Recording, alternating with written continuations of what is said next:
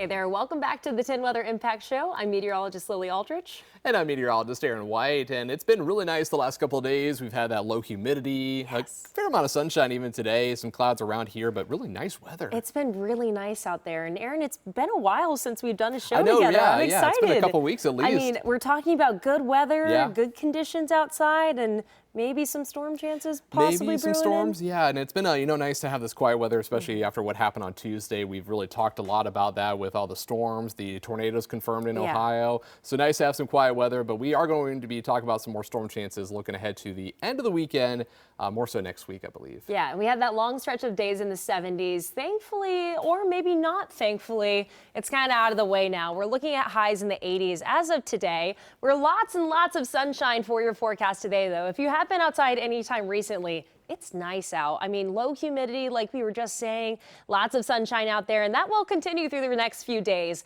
After this, though, humidity and heat are on the rise, but rain chances do return by the time we hit Monday. Temperatures outside all sticking around the upper 70s, 78 in Columbus, pretty much 77 everywhere else on the board. A little bit cooler at the more north you get, but your outlook today, highs around 80. Within the next 2 hours, you'll see a little bit warmer temperatures. For the next few hours, though, lots of sunshine still. We're mostly sunny today, and we're slightly warmer than we have been over the last 2 days. Lows tonight, we're seeing the mid to low 60s, though. Look around the board. We've had 50s over the last few days, and you've woken up, and it's been a little bit chilly out there. Thankfully, or maybe not thankfully, it's a little bit warmer tomorrow. So if you do take your coffee or go out on that outside walk, it's going to be a little bit warmer. You might not need that jacket that you needed over the last few days. Here's your weekend planner. Saturday morning, we're partly sunny, and by the time you get into the Saturday afternoon, we're seeing highs a little bit warmer. I'm saying mid 80s. But it'll be similar conditions to how we were today. And by the time you get into Saturday night, it's still pretty warm and humid over there. Slightly warmer than the mornings we've had over the last few days. But by the time you get into Sunday, still dry in the morning. And then Sunday afternoon, we're watching a chance for some showers and storms possibly moving in the area. The mugginess, though, for your humidity meter, pretty comfortable over the next few days. And by the time we get into Monday and Tuesday, when those storm chances start revving up a little bit, that's when the humidity builds slightly. But after that, you're still looking pretty nice for July. Rain chances over the next few days. No chance of rain tomorrow. Slight chance by the time we get Sunday, around 20%, mainly afternoon and evening showers. Really not expecting those to impact your day too much, maybe just a drizzle here or there. By the time we hit Monday and Tuesday, that's the big rainmaker that we're looking at. It's going to be in the afternoon, evening hours. So mainly Monday afternoon, that's what we're having our biggest eye on at the moment, because we do have a chance of seeing possibly some scattered showers out there. Here's your hour-by-hour planner. Pretty foggy or cloudy overnight tonight by the time we hit 7, 8 o'clock. Those will move out of the way, leaving you lots of sunshine for your Saturday forecast. Pretty much no clouds out there by the time you hit 4 p.m. tomorrow. Those will start to build a little bit back in by the time we hit Sunday morning. And Sunday around 11, 12 o'clock, you'll see a couple clouds built back into your forecast. Maybe a scattered shower or two by the time we hit Sunday evening. But a little bit later on, you're looking at a pretty clear Monday morning, and then rain chances return. This is that severe outlook for Monday. We are expecting some possible scattered showers out there, but we're keeping an eye on those for you. Here's your 7-day forecast. Beautiful Friday. Get out there if you can today. It's looking really nice, and it's going to look nice tomorrow too, just a little bit warmer, a little bit more humid. By the time we hit Sunday and Monday, we look at rain chances returning back in your forecast. But by Monday, highs maybe back in the 90s, Aaron. I mean, it's getting warm and humid out there. Yeah, a little toasty here Monday and even Tuesday, upper 80s in the forecast with that humidity. Definitely going to be watching those storm chances here as we look ahead to early next week, especially since we have that possibility for some stronger thunderstorms, but hopefully nothing like we had just back on Tuesday, because that was a pretty busy day, yeah. So nice to see that we're tracking some pretty nice weather as we head into the weekend. And there's also plenty to get outside and do. So we want to make sure you're all ready for all of that. And first up, today marks the start of the 45th annual Jazz and Rib Fest. The festival started at 11 at Bicentennial and West Bank Parks. This is video from our coverage last year. This weekend, there's going to be more than 30 food vendors, plus dozens of live performers. All right. But we do have the full list on our website at 10tv.com. That looks really good. Yeah, definitely something fun to look forward to if you're going to be heading out there today, or of course, as we head into the weekend. And don't forget about the Lancaster Festival. And this organizers actually hope for the weather to cooperate a little bit. Earlier this week, the Noon at the Square concert was canceled due to thunderstorms. Last year, damage costs were cost of repairs and lost revenue totaled about $1.5 million. And the festival ends with the grand finale this Saturday when the band Lydia will perform with the Lancaster Festival Orchestra. All right, looking forward to that. And also this weekend, Lind Fruit Farm in Pataskala is holding a pickle fest on Saturday. It runs from 10 to 4. There's going to be, of course, a pickle toss and a pickle eating contest. These are pictures from the farm shared to Facebook, counting down to the event. Pickle Fest is being held in partnership with another local favorite, the Crazy Cucumber. Oh, good. And don't forget, happening this weekend, it's also your last chance to check out several county fairs currently going on. This is video from the Franklin County Fair, and that runs through this upcoming Sunday. And there's also the Crawford, Fayette, and Perry County fairs that run through Saturday. And speaking of fairs, next week marks the start of the Ohio State Fair. It starts July 29th and runs all the way through August 9th. On Tuesday, 10 TV will be live all day to give you exclusive access before you go. We're covering what's new, where to park, and how to save money. And of course, the can't miss food. We'll tell you everything you need to know before you go. That's all day Tuesday only on 10 TV. And if sports are your thing, this weekend, Hell is Real returns. That's right. The Columbus Crew are heading into a game with a loss, though. They're back at Scott's Miracle Grove Field, working to redeem themselves after a disappointing start to the second half of the season.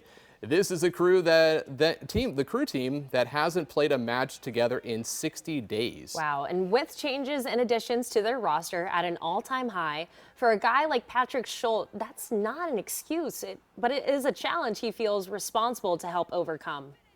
It's not easy at times, but just trying to be a leader, lead this locker room. We had some guys that made their debuts, or young guys that are within in and around the first team more than they ever were. So just trying to be a role model, be a leader within the group, and lead them to understand the standard that we set in years prior.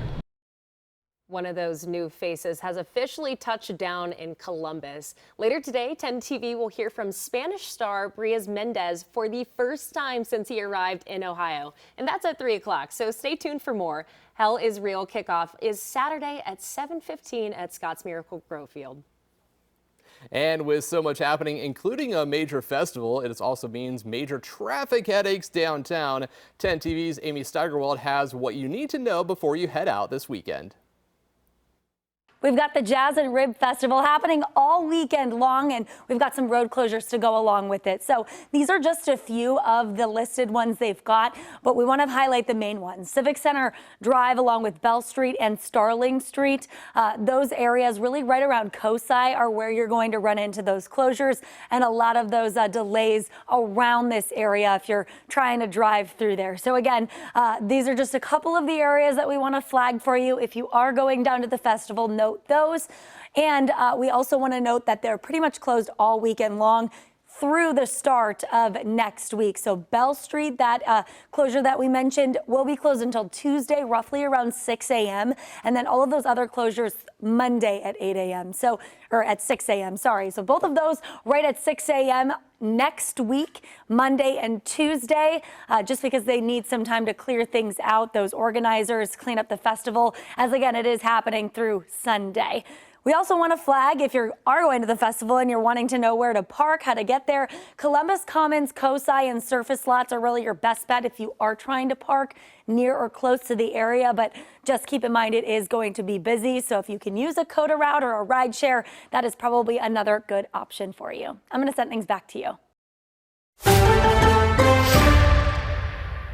Well, back now to the weather world, and Tropical Storm Bertha is officially gone, but it did leave some impacts behind.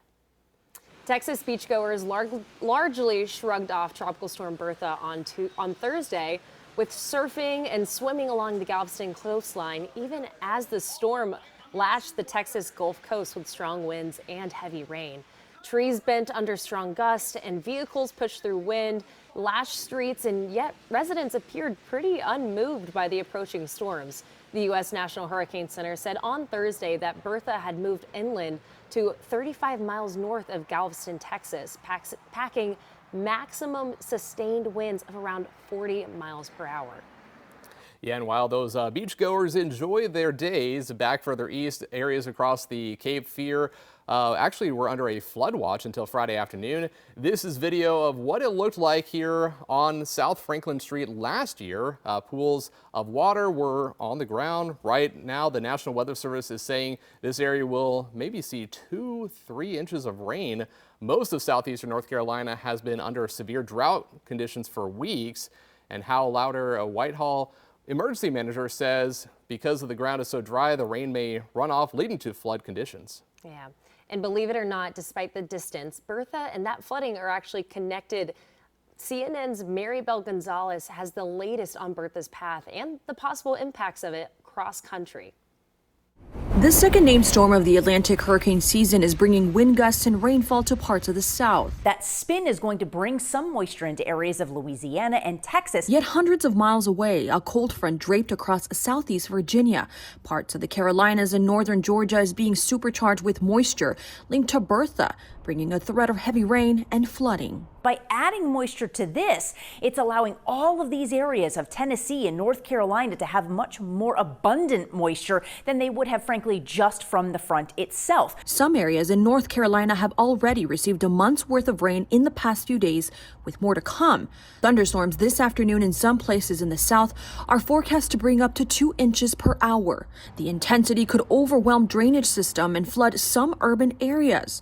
Meantime, Bertha is serving as a learning opportunity for some lifeguards in Florida. I'd say we definitely train for stuff like this. The tropical storm brought strong winds, high surf, and minor flooding to the coastal area on Wednesday. Being out there, diving under the waves, catching some waves, you can feel the power of the swell that we got kicking up from the storm. I'm Maribel Gonzalez reporting. And while Bertha is gone and the Atlantic is now quiet, the same can't be said for the Pacific. Meteorologist Aaron White, you're tracking the latest over there. Yeah, it's starting to heat up a little bit. There's a few systems that we're watching right now in the Pacific, the Eastern Pacific and the Central Pacific, getting closer to Hawaii. Right now, of most concern, there is a hurricane and also a tropical depression right now. And then another area that we're watching further out to the west. So right there in the center, that is one of the hurricanes. And then there's also this tropical depression just off the coast of Mexico right now, and potentially some more development to the south and west of Hawaii. That's going to stay well to the east of the Hawaiian Islands as we go through the next several days. But different story because we have Hurricane Fausto. That is a Category 2 storm right now in the Eastern Pacific. And as we go through time, it's making this just a due westward track here. As we continue on, you'll notice, though, weakening going on. So it's going to weaken to a Category 1 hurricane by Sunday, and then actually down to a tropical storm getting closer to the Hawaiian Islands as we head into Tuesday and Wednesday of next week. So while it may not be that strong, it is going to bring some heavy rainfall to the Hawaiian Islands and also kick up the surf ahead of that storm moving closer to the islands here as we head into next week. So definitely keeping a close eye on that here as we go through the weekend and, of course, getting into Monday and Tuesday. Yeah, I mean, that's an intense storm that's going over there, and we're keeping an eye on it throughout the rest of the week. The other major weather story, not just here in the U.S., but around the globe, continues to be unrelenting wildfire season. Yeah, that's right. And in Europe, several wildfires burned across the Italian island of Sicily on Wednesday, prompting the evacuation of residents as firefighters work to contain the spread. For days, Italy's Civil Protection Agency had declared all of Sicily at the highest risk for wildfires. Winds and temperatures near or above 100 degrees had fueled blazes from near Palermo on the northern coast of Catania in the east, and now in other areas into the west. And then in France, dozens of firefighters battled flames threatening homes near one of the forests out there in southwestern France on Friday, as a wildfire swept across the peninsula, forcing thousands to evacuate. The fire is threatening to cut off the only road out of the peninsula and is the largest so far this season. in France. It actually has torn through more than 24,000 acres and the forest, and actually burned about 80 homes, completely destroying about 50 of them. Also over in Europe, Spain's government declared a national emergency on Friday after multiple wildfires forced the evacuation of some around 10,000 people in the central region of Madrid. Aerial footage from helicopters showed several areas of an area engulfed in flames. The regional government of Madrid said around 10,000 people have been evacuated from different villages as fire rages out of control and a heat wave that is fanning the flames. Yeah, just wild to see what's happening there in Europe. And meanwhile, back here in the U.S., a new economic report is revealing a massive economic fallout in Michigan from the Canadian wildfire smoke that blanketed the state just for nearly a week. Gino Vici joins us from Detroit with more on the massive losses and what actually can be done about it. The findings, although preliminary by the Anderson Economic Group out of East Lansing, suggest that the state of Michigan lost roughly $4 billion from the effects of these Canadian wildfires. And as they collect more data, I spoke with the CEO, Patrick Anderson, who says that figure is expected to rise. When you take a state like Michigan with 10 million people and you say 10 million people, it's hazardous to go outside, it is going to cost something. Patrick Anderson, the CEO of Anderson Economic Group, gathered massive amounts of economic data related to the Canadian wildfire smoke last week that covered almost the entire state and estimates losses of roughly $4 billion to the economy. And we did the same methodology we've done many times, only this time, unfortunately, we're talking about fewer people coming, fewer people working, fewer people going outside, fewer people spending money, and in some cases, employees that aren't going to get paid for work because they didn't work. The Canadian wildfire smoke impacted several states, including Wisconsin and New York. But proportionally, Anderson says Michigan may have been hit the hardest. Shushan Donagolian with Wayne State University says there are lessons for our state in terms of managing our own forestry. We are at a crossroads right now where Michigan has to think critically about the resources that it has, not only the water resources, but also the forest resources that we have, and engage in preemptive practice of managing its forestry with an eye towards that which is happening in Canada may happen in Michigan. Anderson says he believes more can be done to help mitigate the losses if these wildfires continue year over year. Hopefully, these Anderson Economic Group estimates here give our policymakers and people in Canada a chance to say, hey, this is serious, we need to do something about it. Now, moving forward, Anderson believes that Michigan legislators can do something about these Canadian wildfires by putting some more pressure on the Canadian government to better manage their forestry there in hopes to prevent these wildfires from spreading and becoming a recurring problem in the surrounding states like Michigan. In Detroit, Gino Vici, CBS News, Detroit. Finally today, let's check out some new video into us here at 10 TV. First up, check out this. Washington State Department of Transportation caught a semi-truck carrying corn rollover early Thursday morning. Officers say that the driver had no major injuries. Yeah, thankfully no major injuries. The roadway was completely blocked by the semi-debris and corn on the cob scattered all over the road. Washington State Patrol officers said the driver will be cited for negligent driving. But just wild to see all that corn just scattered about. Yeah, goodness. I mean, and finally today, an update from the Columbus Zoo. Rita Jean is now 1 year old. Oh, awesome. Happy birthday, Rita. Take a look at how the elephant care team took care of the calf. Rita Jean was born just around a month ago, or a few months before her baby brother was born, Ollie. Aw, little Rita Jean and Ollie. The name honors the late Rita Jean Wolf, a beloved member of the Wolf family that also once owned 10 TV.